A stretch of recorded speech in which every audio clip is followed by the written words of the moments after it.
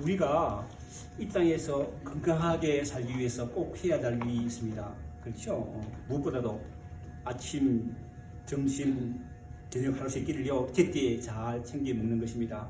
자신의 몸에 딱 맞는 좋은 음식으로 말입니다. 그리고 각자의 몸에 맞는 적절한 운동을 해야 돼요.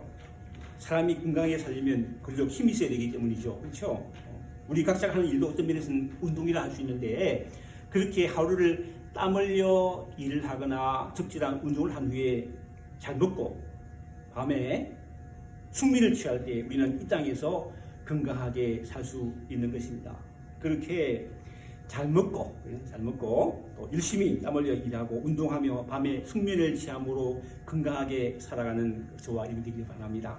그렇다면요, 우리는 어떻게 하면 건강한 신앙생활을 할 수 있을까요? 그게 오늘 질문이에요.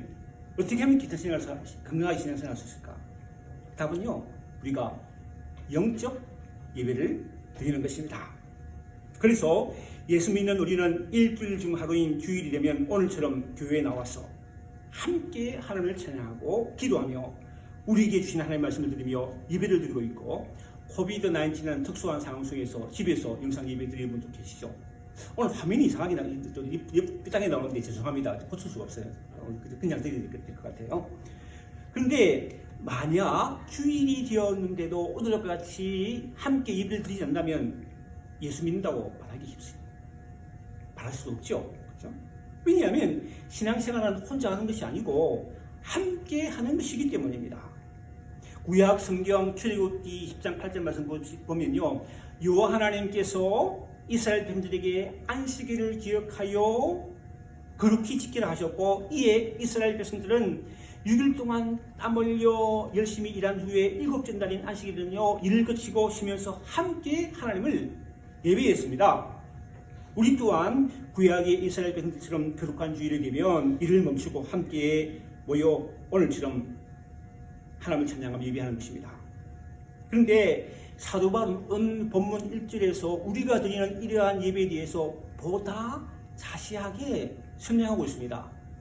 1절 말씀을 읽어보면요, 그러므로 형제들아, 내가 하나님의 모든 자비하심으로 너희를 권하노니 너희 몸을 하나님이 기뻐하시는 거룩한 산 제물로 드리라. 이는 너희가 드릴 뭐라고요? 영적 예배니라.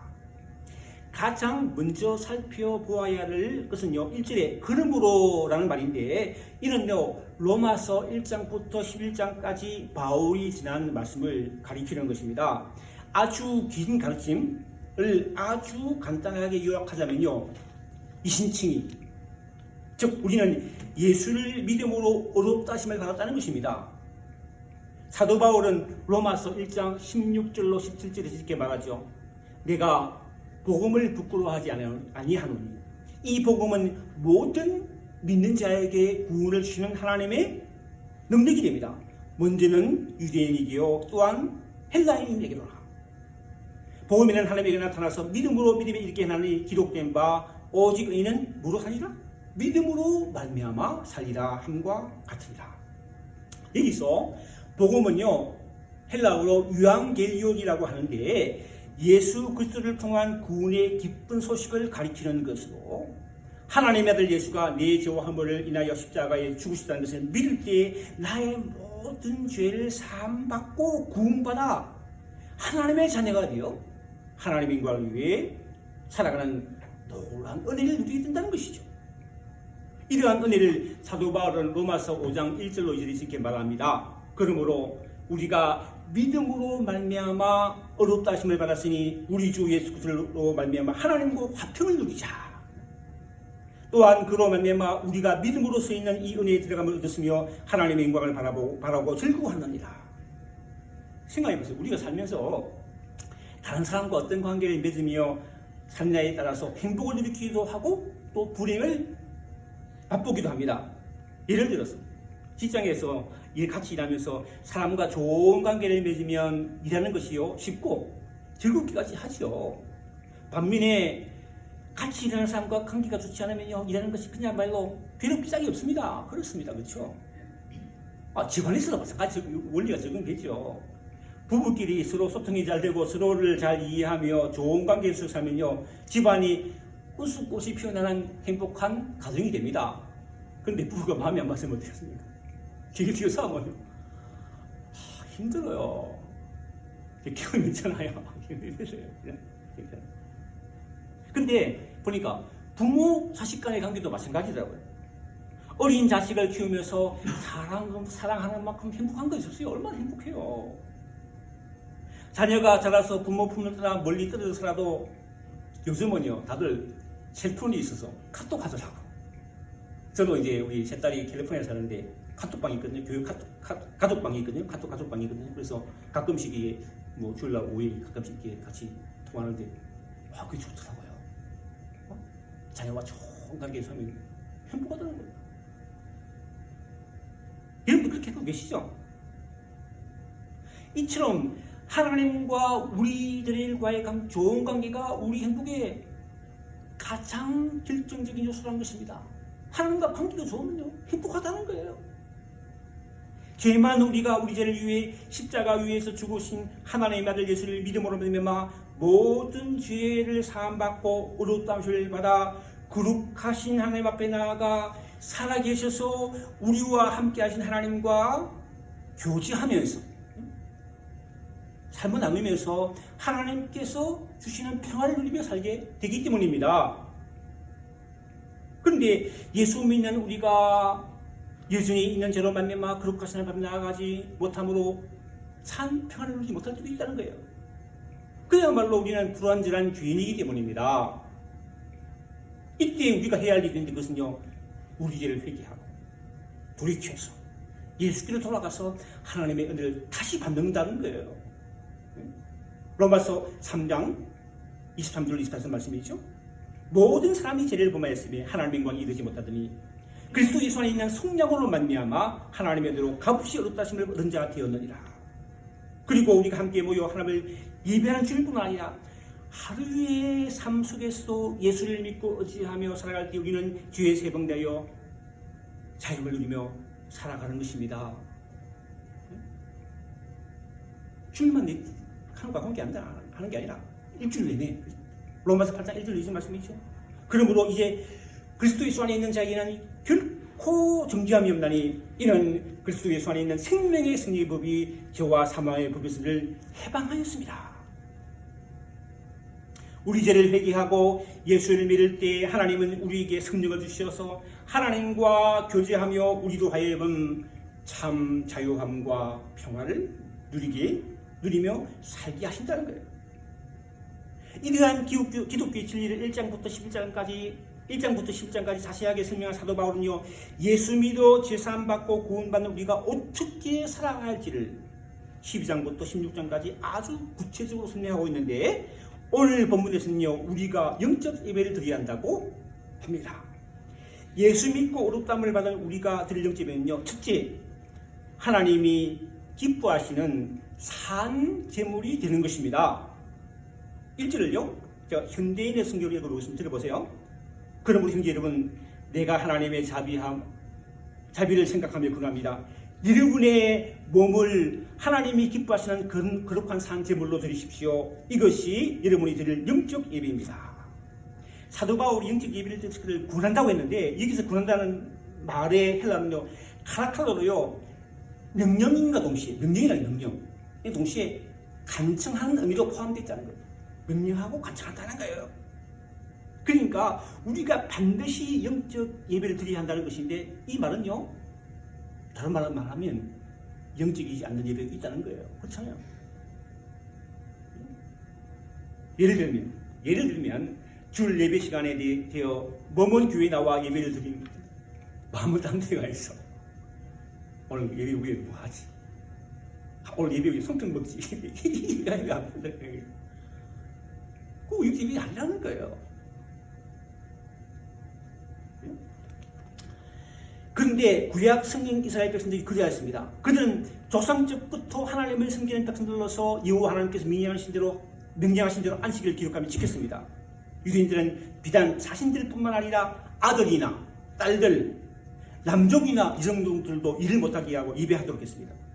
그런데 문제는요, 그런 예배가 형식화됐다는 거예요. 시간이 되어서 예배 드리고 끝나면 끝난다는 거. 형식화됐다는 거예요. 그죠? 하나님 살아계신 하나님을 기쁨으로 찬양하며 예배하는 믿음이 전혀 없었고 그들에게 주시는 여호와 하나님의 말씀과 하시면 음성을 듣는 은혜와 감격과 감동이 없는 그야말로 냉랭한 예배자가 된 것입니다. 그야말로 여호와 하나님을 향한 사랑이 식어버린 신앙이 되었던 것입니다. 신약시대의 사람은 우리도 그럴 수 있습니다. 주일이어서 교회 나오긴 하는데 예배에 대한 기대가 없어. 그냥 예배 기대 별로 없어요. 나에게 하나님 하신 하나님 말씀을 들으려고 하는 갈망과 하나님을 만나는 간절함이 없을 수가 있다는 거예요. 우리의 소원을 기도로 아니고 응답받으려는 열정이 사라진 예배를 드릴 수가 있다는 거예요. 하나님 기도하면 응답해 주신다는 기대가 있었는데 그럼 기도 없는 예배를 드릴 수 있다는 거예요. 그러므로 우리는 하나님이 기뻐 받으시는 영적 예배를 드려야 합니다. 여기서 영적이라는 말의 헬라어는요, 형용사 로키케노라고 하는데 로키코스에서 유래된 말로 유래되어서 합당한, 합리적인, 리즈너블한 이라는 뜻을 가지고 있어요. 그러니까 이방인들이 자신이 원하는 복을 받기 위해 드리는 세습적이고 어떻게 보면 미신적인 예배가 아니라 하나님이 원하시는 기뻐하시는 예배, 즉 여호와 하나님께서 받으시기에 합당한 영적 예배를 드려야 한다는 거예요. 그냥 찬양하는 게 아니라 믿음으로 발을 높이며 찬양한다는 거예요. 그렇다는 거 예를 들면 하는 거예요. 그래서 우리는 주일이면 몸을 깨끗하게 씻고 가장 깨끗하고 멋진 옷을 골라서 입고 예물을 미리 준비하여 구현이 나오는 것입니다. 또한 하나님 앞에 마음을 다해 찬양하고 힘을 모아 하나님께 간절히 기도합니다. 뿐만 아니라 귀를 기울여 오늘 우리에게 주시는 말씀을 듣고 아멘으로 받는 것이 바로 우리가 주일날 드려야 할 영적 예배인 것입니다. 그런데 이처럼 주일날 믿는 우리가 함께 모여 예배 드리는 예배로 주일이 끝나서는 안 된다는 거예요. 그렇고 한 주일날 함께 쉬는 말씀을 붙들고 한 주간 믿음으로 살아가는 것이며 또 우리가 매일 말씀을 읽고 묵상하며 받는 말씀을 붙들고 한 주간 믿음으로 살아가는 것이 우리가 드려야 할 영적 예배인 것입니다. 왜냐하면 사도 바울이 너희 몸을 하나님이 기뻐하시는 거룩한 산 제물로 드리라고 하기 때문입니다. 여기서 너희 몸은요, 우리 육신을 의미하는 것이 아닙니다. 우리 몸과 마음과 온 인격을 포함하는 것으로 해석하였다는 거예요. 그러니까 우리 몸은 우리 자신. 우리 인격 전체를 포함하는 모든 요소를 포함한다. 그러니까 주일날 교회에 함께 모이 하나님을 예배한 이후에 주중에 세상에 살아갈 때 하나님을 예배하는 자세로 우리 삶을 주님 앞에 드려야 한다는 거예요. 왜냐하면 죄의 종이었던 우리가 예수 그리스도로 피로 말미암아 죄의 사함을 받고 구원받은 거룩함을 회복한 새심에 얻은 하나님의 자녀가 되었기 때문입니다. 그래서 사도 바울은요, 빌립보서 2장 13절로 16절에서 이렇게 말했습니다. 너희 안에 행하시는 이는 누구라고요? 하나님의 신이. 하나님이 행하신대요. 이는 자기 기쁜 뜻을 위해 너희에게 소원을 두고 행하게 하시나니 모든 일을 원망과 시비가 없게 하라.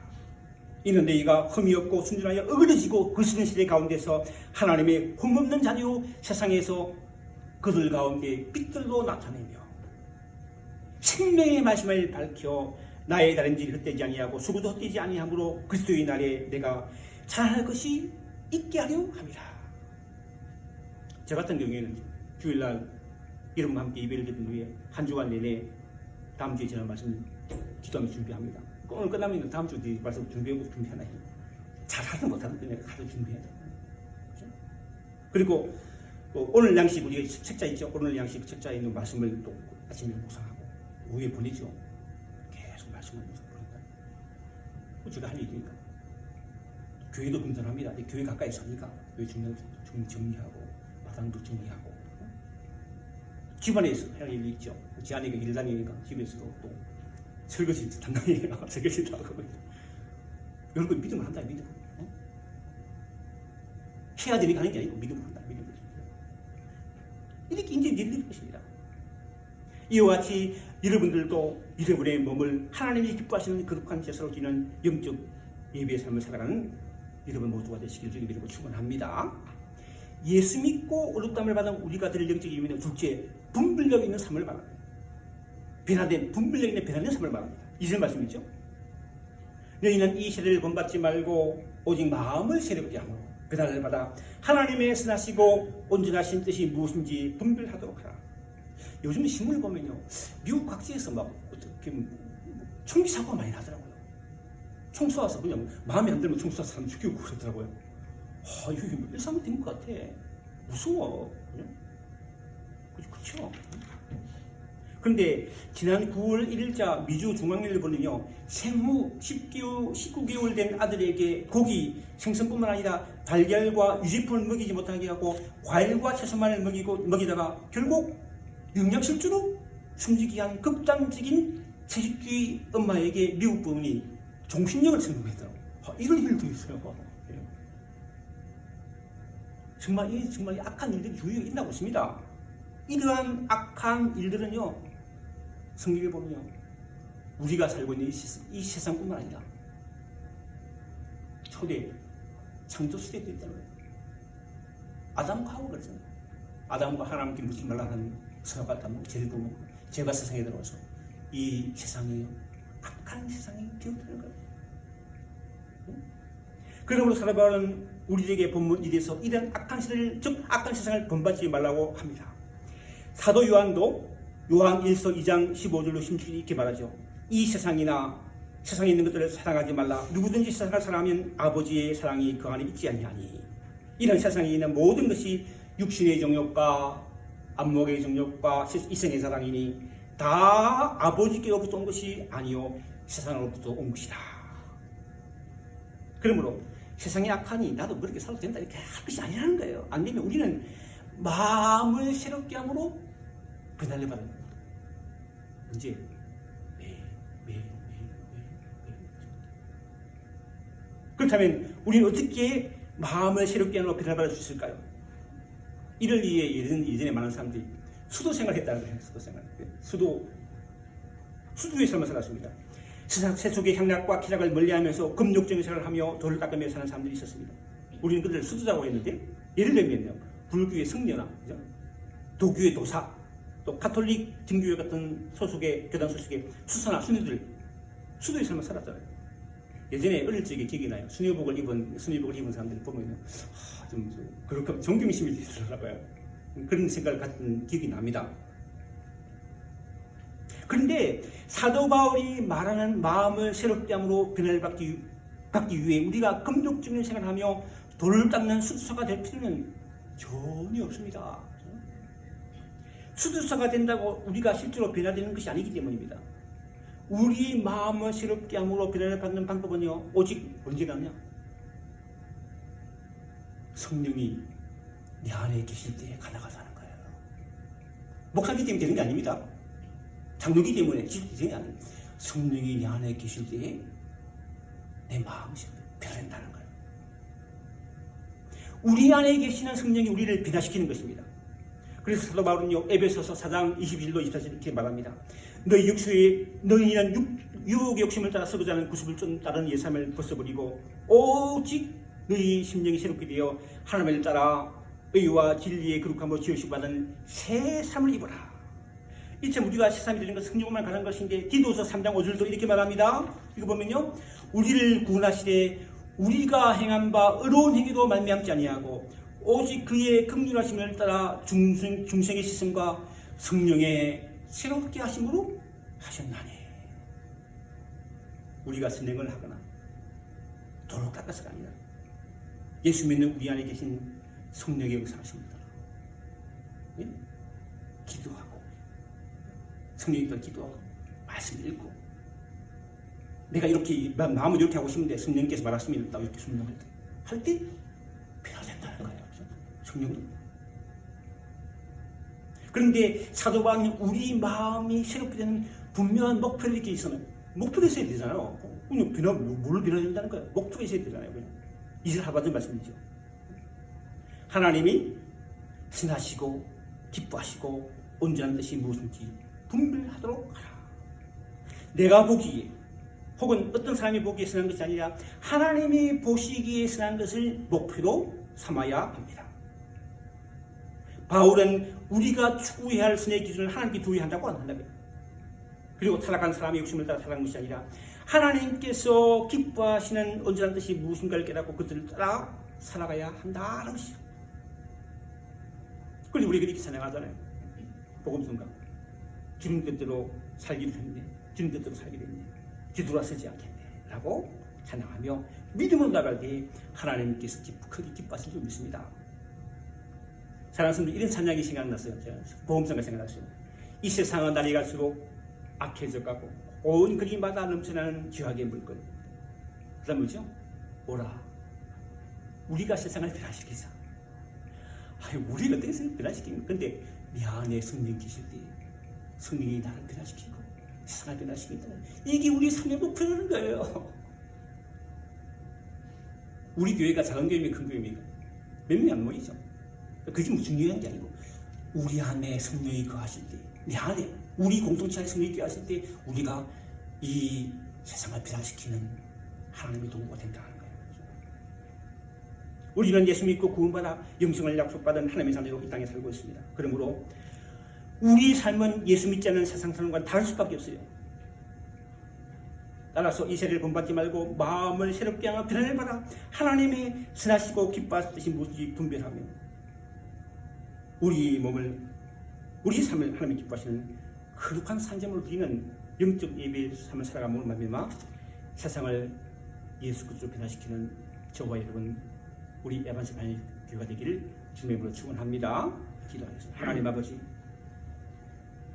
우리 몸을 하나님이 기뻐하시는 거룩한 산점을 드리는 영적 예배의 삶을 살아감으로 세상을 변화시키는 뒤를 될 수 축복해 주옵소서. 예수님의 이름으로 기도합나이다. 아멘.